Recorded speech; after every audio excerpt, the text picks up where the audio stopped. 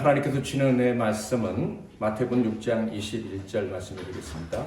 신약성경 마태복음 6장 21절.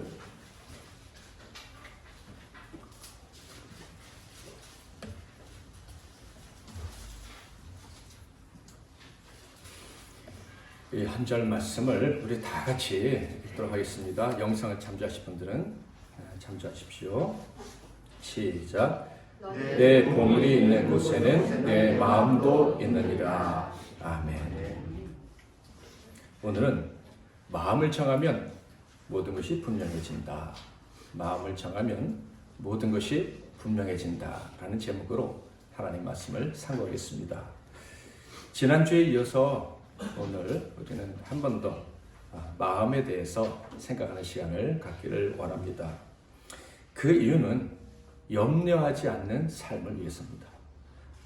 염려하지 않는 삶을 살기를 원하신다면 오늘 이 마음에 대한 말씀을 잘 주목해서 들으시면 좋겠습니다. 예수님께서 왜 이 땅에 오셨습니까? 우리를 죄와 사망에서 구원하시기 위해 오셨습니다. 죄와 그 죄로 인해서 죽어야 될 운명, 그리고 이 운명 때문에 늘 불안해, 그리고 염려에 사로잡혀서 미래를 두려워하며 살아야 되는 우리를 구원하시기 위해서 이 땅에 오신 것입니다. 그러므로 주님의 은혜로 말미암아 구원받은 사람은 더 이상 죽음을 두려워해서는 안 됩니다. 더 이상 죽음의 열매인 염려의 노예로 살아가서도 안 되는 것입니다. 여러분 이 사실을 다 알고 계시죠? 네. 그렇다면 두려워하지 말고 염려하지 않으셔야 돼요. 마음속에서 이 염려와 두려움을 쫓아내버리셔야 돼요. 그렇게 하시겠죠? 네. 저는 여러분이 어떻게 보실지 모르지만 염려하지 않습니다. 염려를 잘 안 해요. 물론 힘든 일이 찾아오면 고통을 느끼고 또 잠깐의 염려도 하고 두려움이 느껴지기도 합니다. 그러나 분명한 것은 많은 시간 염려에 사로잡혀서 세월을 낭비하지는 않습니다. 절대 평안, 주님이 주신 그 절대 평안을 절대로 빼앗기지 않는다. 저는 이런 저의 모습이 좋습니다. 어렸을 때 열등감에 사로잡혀서 왜 난 이거밖에 안 되나? 나는 과연 무엇하며 살 수 있을까? 이런 생각을 하던 나이였는데 이제는 절대 두려워하지 않으니 얼마나 제가 마음에 드는지 모르겠어요. 이 복을 누가 주셨습니까? 우리 주님, 나를 구원하신 예수님이 주신 거예요. 할렐루야. 네. 자, 그렇다면 예수님께서 이렇게 우리를 구원하신 증거는 어디서 나타나는 것입니까? 돈을 많이 벌거나 가족이, 자녀가 문제를 일으키지 않고 잘 성장하거나 언제나 나는 건강하거나 큰 업적을 이루거나 유명인상을 이루거나 어려운 일이 전혀 일어나지 않거나 그러면 나는 구원받은 사람이니까 평안해. 이렇게 할 수 있을까요? 눈치를 채셨을 거예요. 진정한 구원의 증거는 보이는 데서 나타나는 것이 아니고 내 안에서 나타나는 거예요. 보이지 않는 것이다. 우리 마음속에서 일어나는 것이다. 라는 것입니다. 오늘 감사하게도 우리 공건사님이 제주도에서 오셨어요. 사고라고 할 수도 있고 다치셨다고 할 수 있고 정말 무서운 사고를 다치셨는데 하나님의 은혜로 우리가 기도했더니 부러졌던 척추가 다시 붙으셔가지고 수술도 안 하고 제주도 가셨다가 다시 오셨어요. 어차피 고쳐주실 거 안 다치면 더 좋잖아요. 일어나서는 안 될 것 같은 믿음의 사람들에게서는 벌어져서는 안 될 것 같은 일들이 벌어져서 우리는 당황하고 또 두려움을 느꼈어요. 그런데 이 과정을 겪으면서 우리가 확실하게 알았던 게 있어요. 뭡니까? 첫째, 우리 권사님께 믿음이 있다. 믿음 때문에 이 마음의 평안을 빼앗기지 않으시는구나. 그건 보이지 않는 거고 영의 눈으로만 볼 수가 있는 거예요. 그것을 통해서 하나님 아버지가 우리 권사님 너무 사랑하시고 권사님은 구원받은 하나님 백성이 맞구나 하는 것을 확인할 수 있었어요. 저희 집안에도 이번에 좀 무서운 병이 하나 찾아왔는데 당연히 가족들과 그리고 우리 믿음의 동력자들 모두 다 걱정하고 두려워했습니다. 그런데 정작 병을 얻으신 분은 아주 씩씩하신 거예요. 별 두려우셨겠지만 그래도 그 믿음 때문에 그 안에 있는 내적인 힘이 그때 나타나더라고요. 그래서 기적적으로 또 치료가 잘 되고 있습니다. 얼마나 감사한지 모르겠어요. 예수님이 그래서 이런 말씀하신 거예요. 요한복음 16장 33절 다 같이 시작. 너희로 내 안에서 평안을 누리게 하려 함이라. 세상에서는 너희가 혼란을 당하나 담대하라. 내가 세상을 이겨노라. 너희는 내 안에 있어. 그러니까 담대해야 돼. 환난을 당할 수 있어. 그러나 염려에 사로잡히면 안 돼. 예수님이 이렇게 말씀을 하신 거예요. 상상치도 못했던 이상하고 힘들고 기가 막히고 너무 잘못됐다고 느껴지는 일들이 발생해서 두려움이 우리에게 찾아올 수는 있습니다. 그러나 그 두려움이 평안을 이길 수는 없게 만들어야 되는 거예요. 두려움이 우리 안에 주신 이 절대 평안을 망가뜨리지 못하게 하는 거예요. 그것이 우리에게 주신 믿음의 능력인 거예요. 아멘. 지난주에 살펴봤죠. 마음을 주님께 드려야 된다고. 내 마음이 내 안에 있으면 안 되고 주님께 있어야 된다고. 그러면 주님이 부활하신 것처럼 우리도 다시 부활할 수 있다고. 그런 말씀을 아마 들은 걸 기억을 하실 거예요. 우리의 마음은 오직 주님 안에 있어야 됩니다. 우리 주님의 마음은 어떤 마음이었어요? 죽음 앞에서도 당당했던 마음 아니었습니까? 물론 두려우셨죠. 그러나 벌벌 떨고 도망치지는 않으셨어요. 왜요? 하나님께서 살리실 것을 다시 믿으셨으니까. 그러므로 우리 마음이 그리스도 안에 있으면, 그래서 우리 마음과 그리스도의 마음이 하나가 되면 하나님은요 언제나 우리를 살리실 것이다. 이것을 우리가 의심치 않게 되는 거예요. 그러니 염려의 노예가 될 이유가 없지요. 세상을 이길 담대한 믿음으로 날마다 다시 사실 수 있기를 주님의 이름으로 축복합니다. 마태복음 5장에서 7장은 아시다시피 산상수훈이라고 합니다. 그러므로 우리가 오늘 살펴보게 될 마태복음 6장의 말씀은 산상수훈, 그러니까 예수님께서 이 땅에 오셔서 첫 번째로 하신 그 설교에 포함된 내용이죠. 예수님의 말씀은 모두 다 너무나도 귀합니다. 그런데 첫 번째 설교이기 때문에 더 큰 의미가 있고 우리가 주의해서 살펴봐야 됩니다. 이것이 큰 의미를 갖는 이유는요, 예수님이 많은 말씀을 하셨지만 이 첫 번째 설교, 이 산상수훈에 앞으로 하실 모든 말씀이 다 들어가 있는 거예요. 모든 말씀의 요약판이 이 맨 처음에 하신 설교라 하는 거예요. 그러니까 정말 우리가 중요하다고 여기고 유의해서 살펴보아야 합니다. 그 중요한 말씀들 중에서 우리가 읽은 21절이 포함된 이 문단은요, 꽤 많은 분량을 차지하고 있습니다. 19절부터 34절까지 15절이나 되는 이 말씀의 주제가 뭔지 아십니까? 주님이 그렇게 많이 분량을 할애했던 이 말씀의 주제는 혹시 자막에 나왔나요? 같이 한번 읽어볼까요? 시작. 너희는 마음에 염려하지 말라. 염려하지 말라. 주님이 우리가 염려하지 않는 것을 너무나도 원하셨다는 것을 알 수가 있습니다. 염려하지 말라는 말씀을 얼마나 많이 반복하셨는지 좀 시간이 가더라도 한번 같이 읽어봐야 되겠습니다. 우리가 얼마나 염려하지 않기를 원하셨으면 이런 말씀 하셨을까? 이런 생각을 하면서 자, 먼저 25절부터 27절 같이 천천히 읽겠습니다. 염려라는 단어를 한번 생각하면서 시작. 너에게 이르노니 목숨을 위하여 무엇을 먹을까 무엇을 마실까 몸을 위하여 무엇을 입을까 염려하지 말라. 목숨이 음식보다 중하지 아니하며 몸이 의복보다 중하지 아니하냐. 공중의 새를 보라. 심지도 않고 거두지도 않고 창고에 모아들이지도 아니하되 너희 하늘 아버지께서 기르시나니 너희는 이것들보다 귀하지 아니하냐. 너희 중에 누가 염려함으로 그 길을 한자라도 더할 수 있겠느냐. 자, 주님이 얼마나 염려를 싫어하는지 아셨죠? 또 읽어보겠습니다. 28절부터 30절. 이번엔 제가 읽겠습니다. 또 너희가 어찌 의복을 위하여 염려하느냐. 들의 백합화가 어떻게 자라는가 생각하여 보라. 수고도 아니하고 길쌈도 아니하느니라. 그러나 내가 너희에게 말하노니 솔로몬의 모든 영광으로도 입은 것이 이 꽃 하나만 갖지 못했느니라.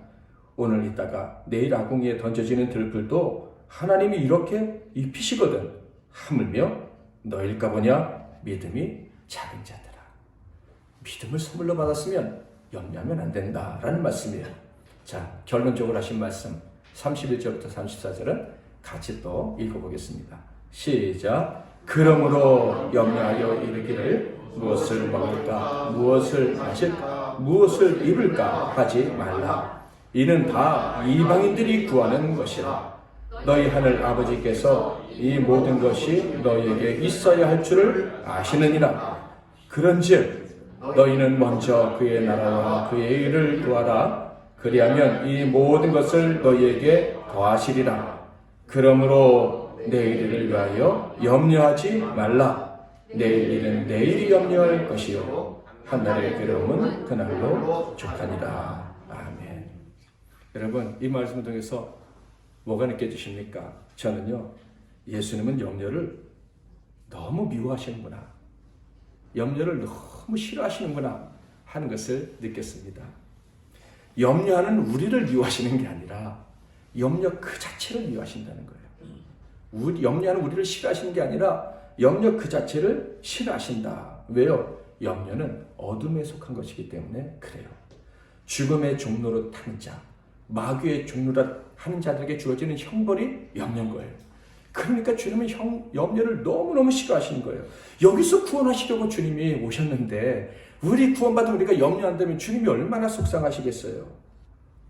구원받은 하나님의 자녀는 염려하면 안 되는 거예요. 그것은 절대로 있어서는 안 되는 일이에요. 히브리서 2장 14절 15절을 볼까요?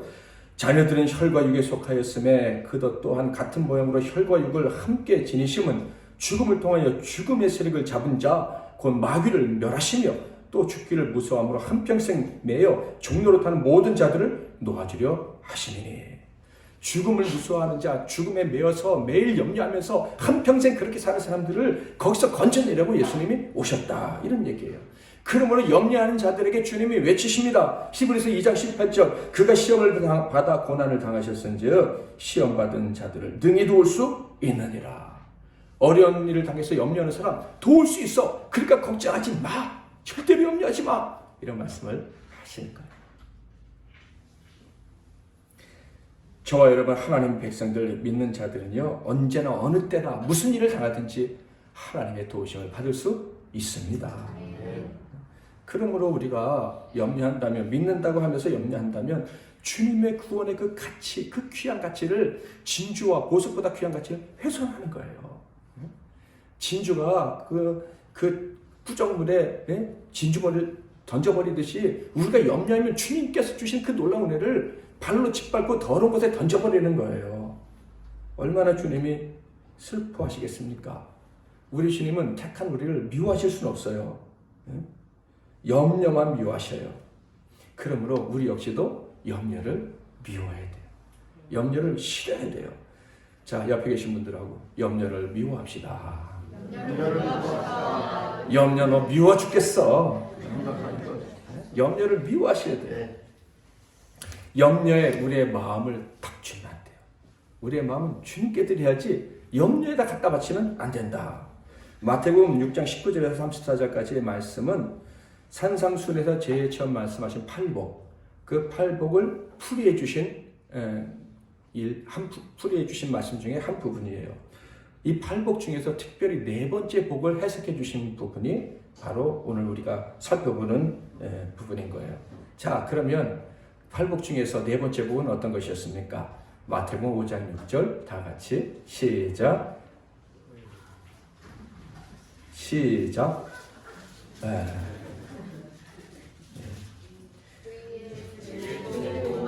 저는 복이 있나니 그들이 배부를 것이니.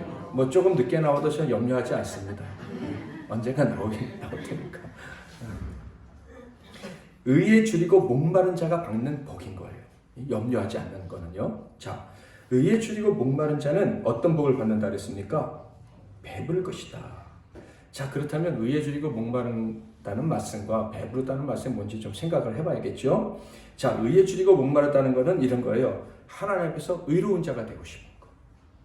하나님이 나 같은 자를 받아주시면 얼마나 좋을까. 이런 게 의에 줄이고 목마른 거고, 또 하나가 있어요. 하나님이 나를 의롭다고 받아주신 이 상태를 계속 유지하며 사는 것. 그러니까 하나님이 나를 의롭게 해주신 게 감사할 뿐만 아니라 이제 의롭게 살고 싶은 거예요. 실제로 의로워졌으니까 의롭게 살고 싶은 거. 이게 의에 줄이고 목마른 자예요. 그 사람에게는 어떤 복을 주신다? 배부른 복을 주신다. 의로운 자가 됐고 의로운 상태를 지속하는 삶을 갈망하는 삶, 그는 배부르다. 이 말은 만족하게 해주신다, 행복하게 해주신다, 이런 얘기예요. 염려하게 해주신다하고는 전혀 상관이 없는 거예요. 그 하나님이 나를 받아주세요, 그리고 하나님 보시기에 합당하게 살고 싶어요 하면 염려하면 돼야 안 돼요? 얼마나 나를 만족하게 하실까, 얼마나 나를 행복하게 하실까, 배부르게 하실까, 그 생각을 해야 되는 거예요. 그런데 나 하나님 뜻대로 살고 싶어요 이러면서도 난 하나님 뜻대로 살지 못하면 난 어떡하지? 응? 하나님 뜻대로 살지 못하고 벌 받으면 어떡하지? 사명 감당하지 못하면 어떡하지? 염려해요. 이거는요 말이 안 되는 거예요. 하나님 뜻대로 살고 싶으면 어떻게? 어떤 복을 주신다? 배부른 복을 주신다. 만족하며 행복하게 해주신다. 그러면 하나님 뜻대로 살고 싶으면 이제부터는 이야 어떻게 날 행복하게 해주실까? 어떻게 날 배부르게 해줄까? 그걸 기대하며 살아야 되는 거예요. 아시겠어요? 네. 어느 날 잔치상이 벌어졌어요. 잘 먹고 배불렀어요. 근데 그 사람이 다 먹고 나더니 뭐라 그래요? 아이고 나 굶어 죽으면 어떡하지? 말이 됩니까? 안 됩니까? 잘 먹었으니 죽어도 여한이 없다. 뭐 이러면 좀 말이 된다 하지만 잘 먹어놓고 배고파서 죽으면 어떡하지? 이런 생각하는 사람은 정신병자예요. 적어도 그 순간만큼은 행복해야죠. 마찬가지로 의에 줄이고 굶주리자가 됐다면 하나님이 배부르게 해주실 걸 믿는다면요, 나는 하나님 뜻대로 살고 싶어 하는 순간부터 염려는 다 갖다 버리고 하나님 얼마나 행복하게 해주실까? 야 내가 의에 줄이고 굶주린 자구나. 그러면 난 이미 배부른 사람이야. 이렇게 살아야 하는 거예요. 절대로 염려하지 마시기를 축복합니다. 하나님께서 야 너는 의로운 사람이야. 내가 너를 구원했어. 그리고 내가 널 지켜서 의롭게 살게 만들어줄 거야. 그런 말씀을 내게 주셨다는 게 믿어진다면은 뭐 벌을 받거나 벌로 인해서 고통당할 것 같다는 생각을 하면 돼요, 안 돼요? 안 되죠. 근데 많은 사람들이 주님 뜻대로 살고 싶어요 하는 사람들도 맨날 고민해. 우리 청년들 어떻습니까? 청년들하고 얘기해보면 맨날 그 얘기예요. 난 주님 뜻대로 살고 싶은데 나는 꼬라지가 이 모양 이 꼴이에요. 그러니까 주님 뜻대로 살고 싶은데 염려하는 거예요. 이거는 있어서는 안 되는 이야기다 하는 거예요. 어울리지 않는 말이에요. 마치 군대에서 공을 세워서 사령관이 상을 주는데 야 저 사령관이 좀 있으면 날 영창에 보낼지 몰라. 뭐 이렇게 생각하는 것과 똑같은 사람이에요. 기찻길에서 떨어져서 죽어가는데 그 사람은 막 거절해서 사람들이 상을 줍니다. 아 나 이러다가 나중에 죄를 져서 나도 감옥에 갈지 몰라. 뭐 이렇게 생각하는 사람이 있다면 정신 나간 사람이죠. 그 순간에 받는 영광을 기뻐하고 내가 더 바르게 다른 사람을 위해 살아야지 이런 생각을 해야지.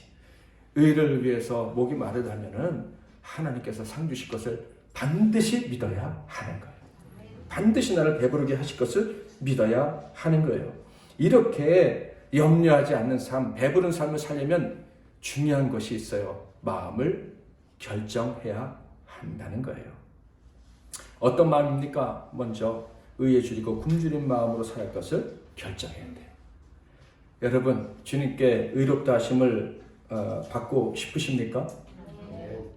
주님 앞에서 늘 의로운 삶을 산다고 그렇게 인정받는 사람으로 당당히 서고 싶으십니까? 아멘? 그러면 의에 줄이고 목마른 사람이에요.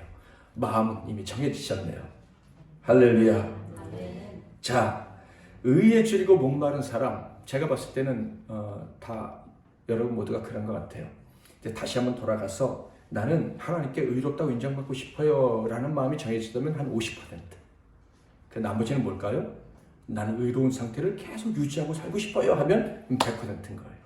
그렇게 살고 싶으면 이제 하나님이 배부르게 해주시는 그 복을 주실 거예요.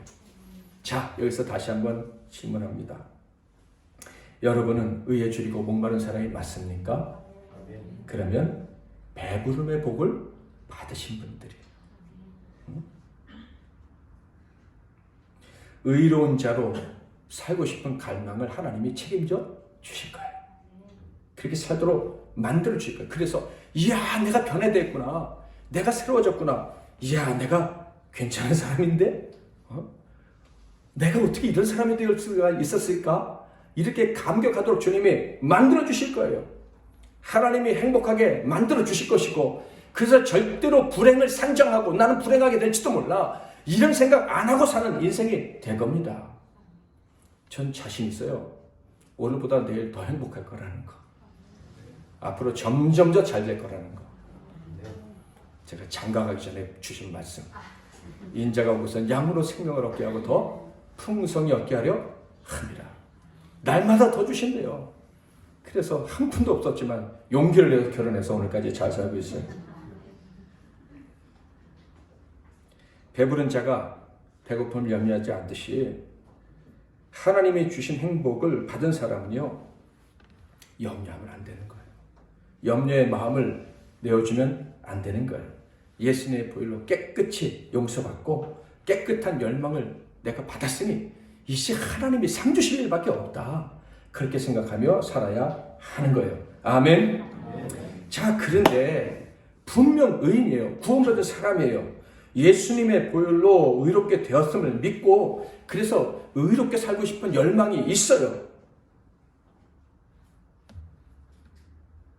그리고 정말 바르게 살려고 애도 써요. 그런데 난 왜 배부르지가 않지? 이런 성도들이 있어요. 여전히 염려 가운데 사는 분들이 있다 이 말이에요. 혹시 아이고 들켰다 이런 분 혹시 여기 계신지 모르겠어요. 분명히 다 믿는데 염려한다 이런 말이에요. 두려워하고 조금만 문제가 있으면 그냥 벌벌 떨어요. 분명 위에 줄이고 목마른 사람인데 그러면 배불러야 되는데 왜 배부르지 않고 매일 염려하고 불행을 느끼는가? 왜 이런 일이 벌어지는가? 오늘 말씀을 가만 보면 예수님이 그런 일이 벌어질 것을 아셨던 것 같아요. 사랑의 주님, 만왕의 왕, 지혜의 왕이 우리가 이런 모순에 직면하게 될 수밖에 없다는 것을 아셨던 것 같아요. 그래서 친절하신 우리 주님이 마태복음 6장 19절부터 34절 이 긴 부분을 할애해서 거기서 어떻게 빠져나올 수 있는지, 그런 함정에 빠졌을 때 어떻게 하면 낙심하지 않고 다시 배부를 수 있는지를 가르쳐 주시는 거예요. 그것도 아주 친절하게. 자, 어떻게 하면 이런 모순에서 벗어날 수 있습니까? 그 핵심이 바로 21절 말씀이에요. 같이 한번 읽어보겠습니다. 시작. 내 몸을 있는 그곳에는 내 마음도 있느니라. 아멘. 이게 무슨 말씀인지 지난주 설교와 같이 연결해서 보면 아실 거예요. 우리의 마음을 둬야 될 곳을 정해야 된다는 거예요. 어디에 네 마음이 있는지에 따라서 염려하는 사람이 될지 아니면 늘 기뻐하며 배부르게 사는 사람이 될지가 결정할 것이다. 이런 말씀을 해주신 거예요. 그러니까 의를 열망하는 사람이 있습니다. 구원받은 사람이 있어요. 의인이 있어요. 그런데 그 사람이 자신에게 있는 하나님이 주신 이 마음을 엉뚱한 곳에 놓는다면 그는 구원받은 사람임에도 불구하고 늘 염려하며 살 수밖에 없다. 이런 말씀인 거예요. 자, 그렇다면 어디에다 마음을 둬야 됩니까? 보물이 있는 곳에 마음을 두어야 되는 거예요. 그러니까 그 보물 안에 마음이 있는 거예요. 그 보물만 언제나 바라보고 그 보물의 마음이 탁 놓여져 있으면 되는 거예요. 근데 엉뚱한 곳에 보물이 있고 엉뚱한 보물에 마음이 들어가 있으면 그 사람이 염려하게 되고, 주님이 기뻐하시는 그 보물에 마음을 둔다면 그 사람은 염려하지 않을 것이다. 이런 말씀을 하시는 거예요. 자, 그렇다면 우리의 보물은 무엇입니까? 우리의 마음이 싹 들어가 있어야 될 보물, 우리의 모든 시선이 집중되어야 될 보물은 무엇입니까? 사도 바울은 그 보물은 바로 예수 그리스도다라고 얘기를 했어요. 고린도후서 4장 6절에서 7절 같이 한번 읽어보겠습니다. 시작. 말씀하셨던 그 하나님께서 예수 그리스도의 얼굴에 있는 하나님의 영광을 아는 빛을 우리 마음에 비추셨느니라. 우리가 이 보배를 질그릇에 가졌으니 이는 심히 큰 능력은 하나님께 있고 우리에게 있지 아니함을 알게 하려 함이라. 요새 송영미 선수가 축구를 아주 잘하는데요. 결승전에서 월드컵 결승전에서 혼자 골 5골 넣고 우승하면 손흥민 선수가 그렇게 넣고 우승했다면 영광은 다 누구한테 가겠어요? 손흥민 선수한테 가겠죠. 자, 그런데 여기 보면 하나님의 영광이 우리에게 있대요. 손흥민 선수의 영광과 비교할 수도 없는 거예요. 근데 그 영광이 뭐라고요? 보배랍니다. 보배. 그 영광에 취해서 사람이 막 박수 쳐줄 때 근심하는 사람 있겠어요? 행복을 누려야죠. 근데 그 법에 그 영광이 그 하나님의 영광이 바로 보배랍니다. 보배. 근데 그 보배가 바로 누구라고요? 예수 그리스도. 즐겨서 우리를 말해요.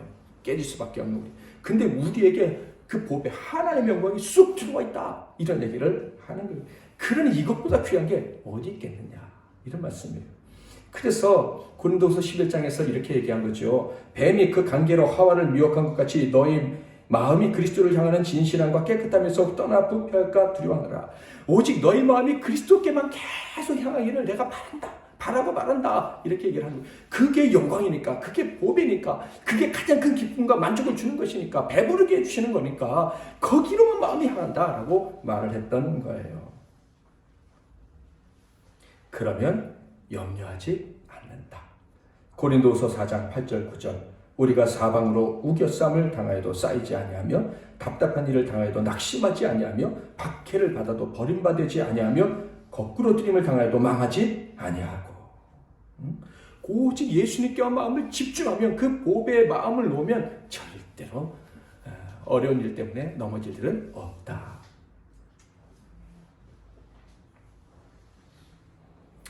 여러분 마음이 어디에 있습니까? 오직 예수님께만 여러분 마음이 있기를 바랍니다. 그럼 여러분은 예수님만 의지하는 사람이다. 이렇게 불러도 되겠죠? 좀 이따 다시 나오겠지만 그 예수님만 바라본다는 것은 다르게 표현하면 예수님만 의지하는 것이고 또 예수님께 충성하는 것을 말해요. 충성하는 것은 좀 이따 다시 설명을 해드릴 거예요. 자, 그러므로 나의 마음이 나의 전 인격이 그리스도 안에 있기를 원합니다 라고 선언하는 것은요, 나는 예수님만 의지하겠습니다 라는 말이에요. 나는 오직 예수 그리스도 안에서만 발견되고 싶습니다. 사도 바울이 빌립보서 3장 9절에서 11절 말했는데 그 말은 그것이 나의 가장 큰 기쁨입니다 라는 의미일 뿐만 아니라 그것이 나에게 가장 완전한 안전 보장입니다 라고 고백을 하는 거예요. 그러니까 사도 바울은 알았던 거예요. 아무리 어려운 일이 있어도 마음을 예수님께 드리기만 하면 안전하다. 그러니까 너희도 그렇게 해야 돼. 구원받았다는 건 건진받았다는 거 아니야. 풍랑 속에서 살아났다 이 얘기 아니야. 살아난 그 복된 삶을 누리려면 예수님께 마음을 드려야 돼. 그래서 사도 바울은 계속해서 너희 마음을 주님께 드리라 한 거예요. 이 소원이 모든 사람의 소원이 되기를 원했어요. 그래서 사도 바울은 여러 군데서 얘기했는데 데살로니가 교회 보낸 편지에서도 그렇게 얘기를 했어요. 데살로니가 후서 3장 5절 같이 한번 읽어보겠습니다. 시작. 주께서 너희 마음을 인도하여 하나님의 사랑과 그리스도의 인내에 들어가게 하시기를 원하노라. 아멘. 빌레몬서에도 보면 자기가 예수 그리스도 안에서 내가 기뻐하기 원한다 이런 말씀도 하고 있어요. 그렇다면 하나님의 자녀이면서 의에 줄이고 굶주려서 하나님께서 베푸르게 해주실 복을 받을 그 사람에도 불구하고 염려한다면 그들의 마음은 도대체 어디에 둔 것일까? 예수에 둔 것이 아니고 딴 데 뒀겠죠? 예수님께서 뭐라고 말씀하시는지 19절 너희를 위하여 보물을 땅에 쌓아두지 말라. 거기는 종과 동독이 패하며 도둑이 구멍을 뚫고 도둑질하느니라. 믿음의 사람인데 의인인데 염려하는 사람들은요 보물에 마음을 두긴 했는데 어떤 보물? 땅에 있는 보물에 마음을 두었다.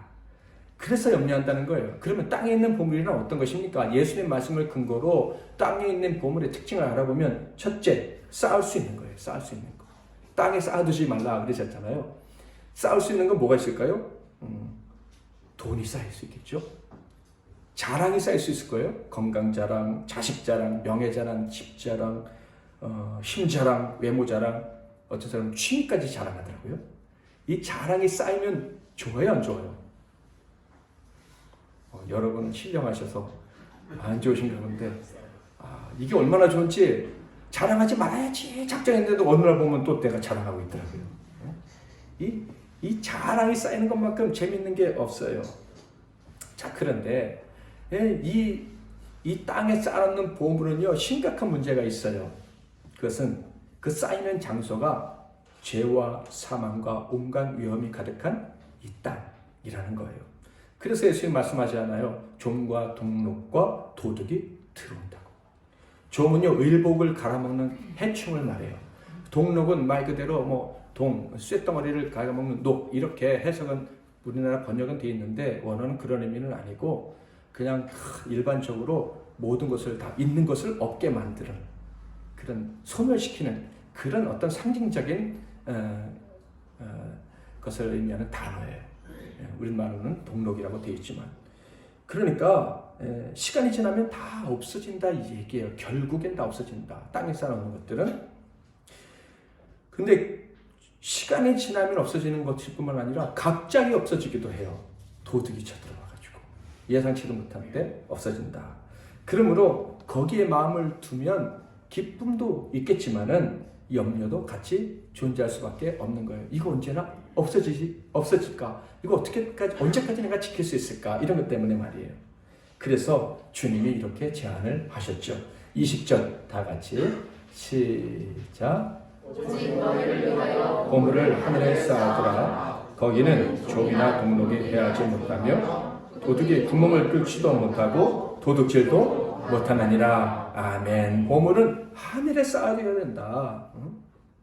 자, 그러므로 우리는 이 보물이라는 것이 우리의 눈에 보이는 것과는 상관이 없겠구나 하는 것을 짐작할 수가 있어요.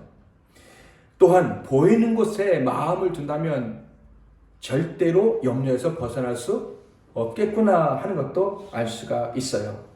보물은 말 그대로 영이신 예수 그리스도이신 거예요. 예수님은 보물이신 자기를 이렇게 표현했어요.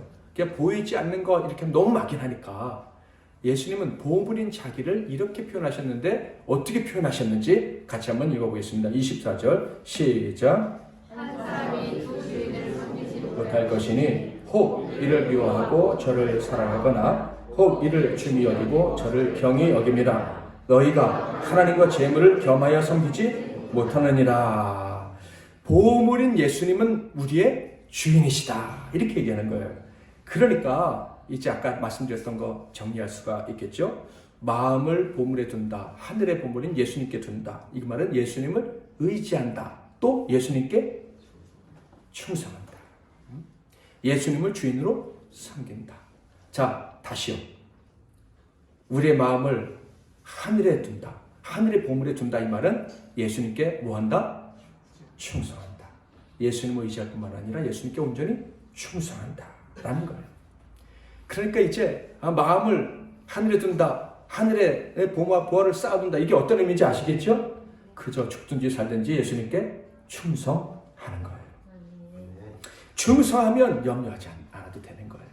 충성심이 사라지니까 염려하지. 주인을 믿고 따르고 충성하면 염려하지 않는데 주인을 의심하니까 주인을 진심으로 존경하지 않으니까 두려움에 떨게 되는 거예요.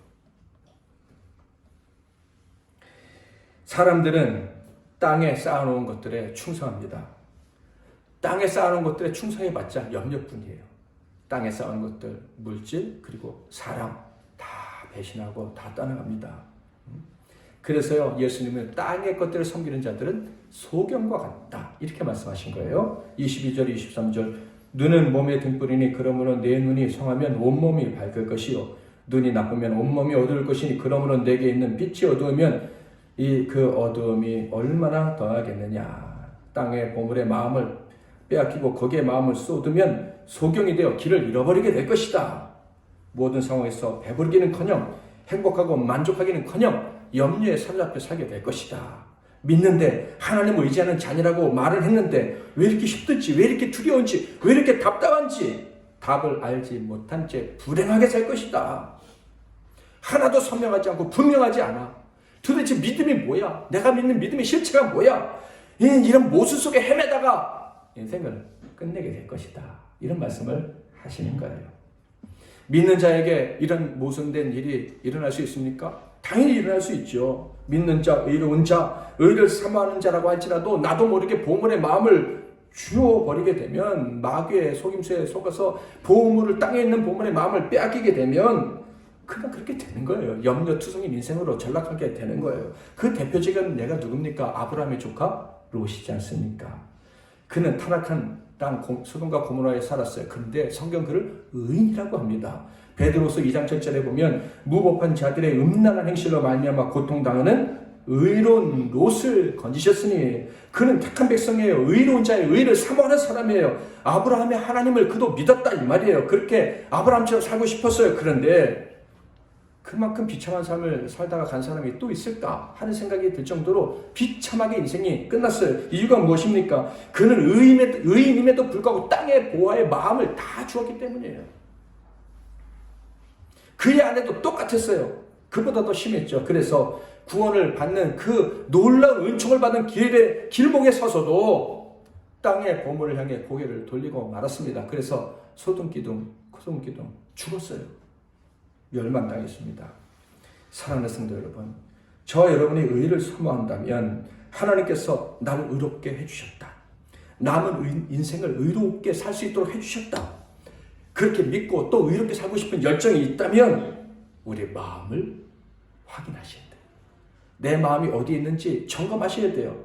내가 누구를 숨기는지 누구를 의지하는지 분명히 하셔야 돼요. 오직 주님께 마음을 두고 주님만 섬기기로 결정했다면, 의로운 자가 되고 의로운 삶을 살기로 결정을 했다면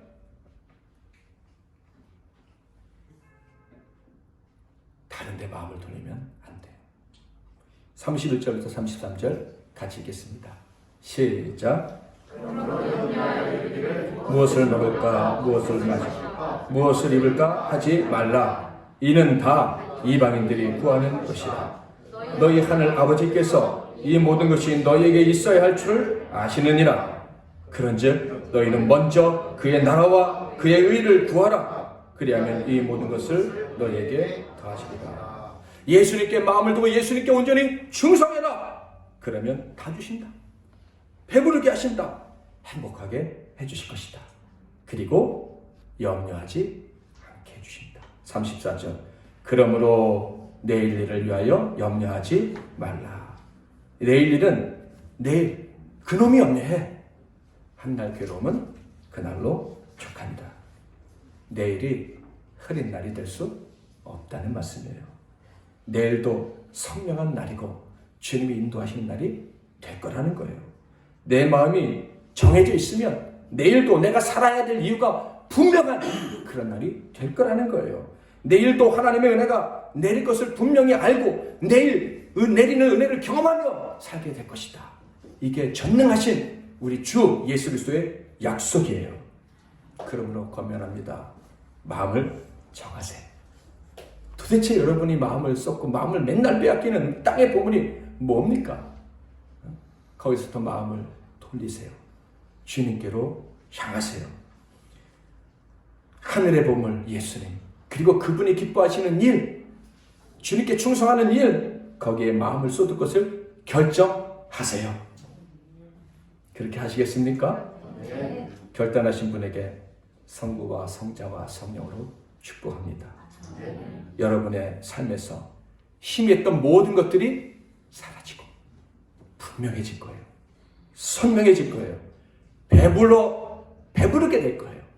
더욱더 행복하게 될 것이고 행복을 나눠주게 될 것이에요. 여러분의 삶에서 여러분을 어렵게 했던 모든 염려에서 해방될 것입니다. 기도하겠습니다. 내 보물이 있는 그곳에는 내 마음도 있느니라. 아멘. 이제는 우리 주 예수 그리스도의 크신 은혜와 우리 하나님 아버지의 극진하신 사랑하심과 성령님의 위로 교통 충만, 그리고 어떤 상황에서도 염려하지 않고 배부르게 살게 하시는 역사하심이 이곳에 마음을 정한 이 복된 종들 한 분 한 분 위에와 그들의 가정과 산업과 사역 위에, 건강 위에, 이 나라와 이 민족과 세계 열방과 우리 MBC 나눔교회와 모든 사역들 위에 이제로부터 영원토록 함께 하실지어다. 아멘.